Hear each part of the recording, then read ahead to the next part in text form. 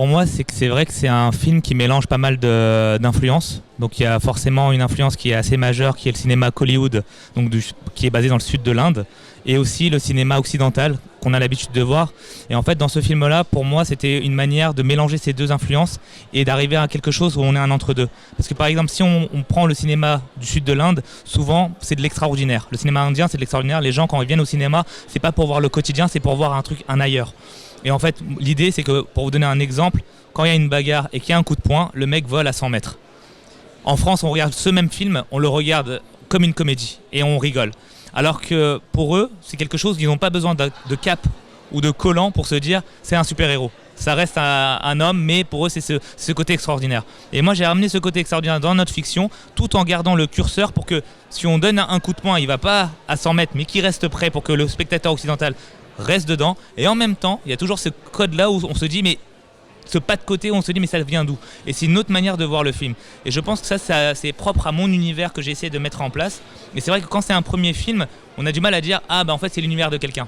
Et donc pour donner des mots-clés, je veux dire bon bah il y a du Scorsese et à un moment donné, on peut avoir la folie de Tarantino et c'est ça pour moi ce cinéma-là, c'est de se mélanger en tout cas ces deux influences. Et c'était aussi important pour moi de justement comme ce jeune garçon d'amener des nouveaux visages dans le cinéma français. Parce que voilà, moi j'ai grandi en regardant des films français aussi où on n'avait pas forcément des héros avec notre couleur de peau. Donc il y a un endroit où je me suis dit voilà, c'était important d'avoir des nouvelles représentations, des nouveaux regards, des nouveaux récits.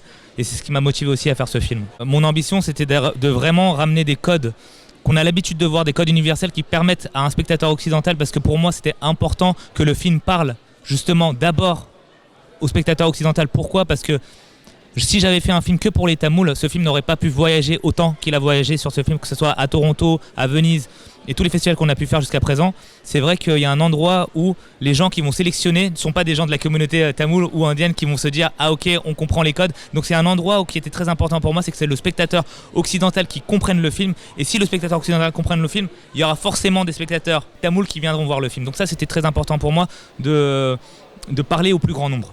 Et à chaque fois, je parle de ce film en disant que c'est un cinéma qui est entre le cinéma d'auteur et le cinéma mainstream.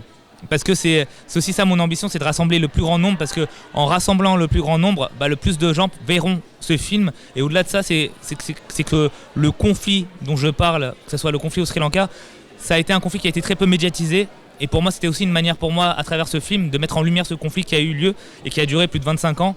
Et c'était une manière, à travers le film de genre, de parler de ce conflit, de parler de cette quête d'identité et d'une manière un peu plus mainstream. Quand on fuit un pays en guerre et on arrive, en fait, on se dit qu'on a, pour la plupart en tout cas, la précédente génération qui a fui de vivre, tout simplement juste de vivre, de profiter. C'est vrai que c'est quelque chose qu'on oublie. Et pour moi, c'était très très important d'avoir ce truc où j'ai pas voulu situer le film volontairement parce que il y a un endroit où je me dis si on date le film, c'est comme si c'était terminé et que la guerre c'était en 2009, ça s'est terminé, qu'il n'y a plus rien. Et pour moi, il y avait quelque chose, une volonté de ma part de le rendre très actuel en me disant que en fait, c'est pas fini. Là-bas, la communauté tamoule, elle est toujours dans une situation critique. Et pour moi, c'était une manière de mettre en lumière cette communauté-là qui, malgré toute la violence dans laquelle elle a baigné, elle a grandi, il y avait aussi une volonté de vivre et de s'en sortir. Et pour moi, ça passe par la fête, ça passe par le fait de la musique, toute cette manière de se montrer, d'être vu. En fait, ne serait-ce que d'être vu. Et je vous parlais justement de ce truc où on est une position d'outsider. On a pris l'habitude de n'être pas regardé. Et pour moi, c'est quelque chose où je ne suis même pas vexé de ça. C'est qu'on a l'habitude de ce truc de on passe et on ne nous regarde pas. Et pour moi, ce film, c'est aussi arrêtez-vous et regardez-nous, on a aussi une histoire. Et c'est ça aussi que je voulais à tout prix imprégner. Et c'est dans des looks extravagants, dans un style fort.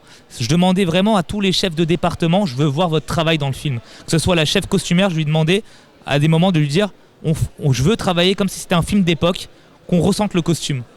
Le maquillage, pareil. Quand j'avais des traces de vitiligo, c'était un vrai challenge pour le chef maquilleur parce que si ça ne marchait pas, on sort du film totalement. Donc il y a un endroit comme ça où je prenais tous les risques possibles et c'est ça aussi ma manière de me dire que je l'ai préparé ce film comme un dernier film, c'est de se dire en fait ça passe ou ça casse. C'est vraiment ça, c'est comment cette communauté-là a grandi et a survécu, c'est un film de survie. Et c'est un endroit où ça se ressent dans le film, ce besoin de vivre à tout prix. Et je pense que c'est aussi une manière, moi, que j'ai de réaliser aussi, de me mettre dans une situation d'extrême urgence et de se dire on n'a pas le choix, on a que cette occasion-là pour montrer de quoi on est capable, et donc on y va à fond. Et je pense que ce soit dans la direction d'acteur ou que ce soit dans ma manière de jouer, ça a été comme de mettre les tripes sur la table et de se dire voilà, on a tout donné et maintenant ça nous appartient plus, parce que le film il fait on le lâche au public. Et pour nous, quand on a des retours de spectateurs qui d'un coup nous disent ah ben on savait même pas qu'il y avait une guerre au Sri Lanka, je vais me renseigner, je vais googliser ce qui se passe, pour moi c'est déjà une belle victoire.